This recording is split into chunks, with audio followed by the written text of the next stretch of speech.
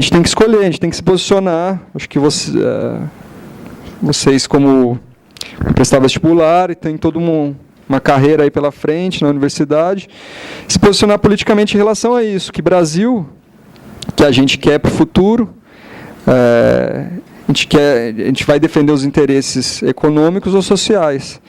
E nesse ponto a gente precisa se posicionar, e a questão indígena, por mais que seja distante da gente que vive nos grandes centros urbanos, é uma questão muito, muito importante que a gente não deve desconsiderar.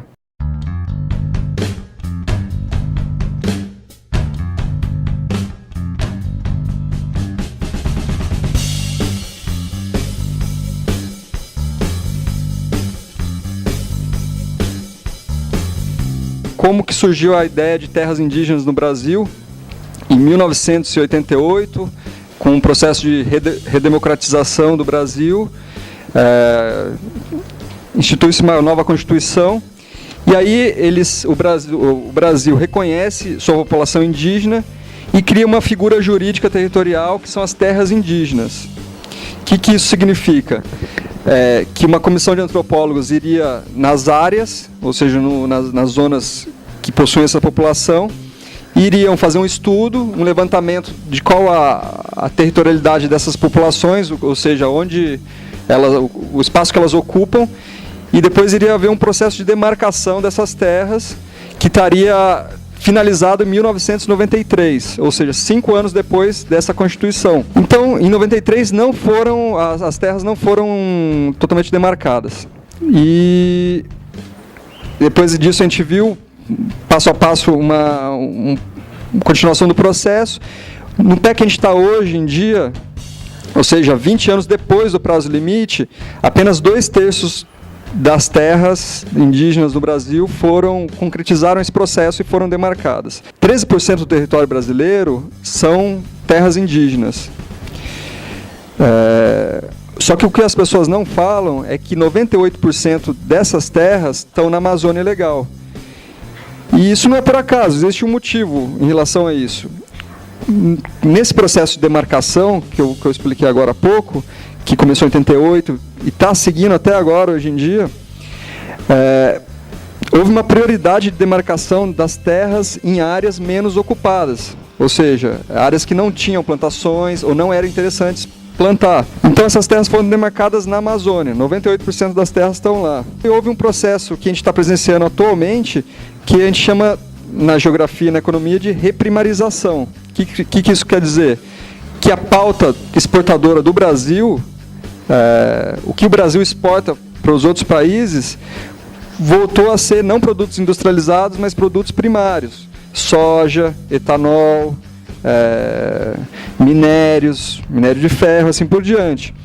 Então, esse fator começou a impulsionar um avanço dessa fronteira agrícola, que estava mais ao sul, e desde 88 ela avançou para os estados mais ao norte, onde a floresta amazônica está. Nessas terras que justamente haviam sido demarcadas como terras indígenas. E a gente tem que escolher, a gente tem que se posicionar. Acho que vocês, como prestar vestibular, e tem toda uma carreira aí pela frente na universidade, se posicionar politicamente em relação a isso, que Brasil, que a gente quer para o futuro, a gente vai defender os interesses econômicos ou sociais.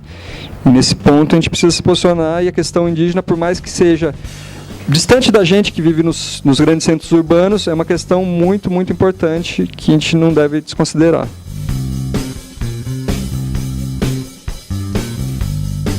Cuando decidí escribir el artículo, pensé en escribir sobre mi cultura peruana, porque quería transmitir y dar a conocer a todos ustedes más sobre la cultura de mi país, que es un país multicultural, también para que sepan la historia y el legado que dejaron los incas hasta el día de hoy.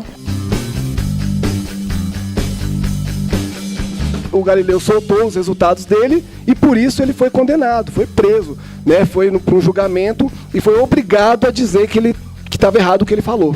Obrigado mesmo, ou você fala que é mentira isso, ou você vai ser preso, ou você vai ser morto na fogueira, né? E aí o Galileu voltou atrás. O Galileu falou, não, é verdade, eu não falei isso, não.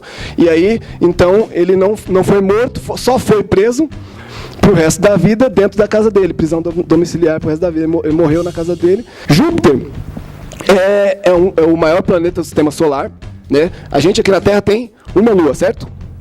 Vênus e Mercúrio não tem nenhuma lua. Marte tem 2 luas.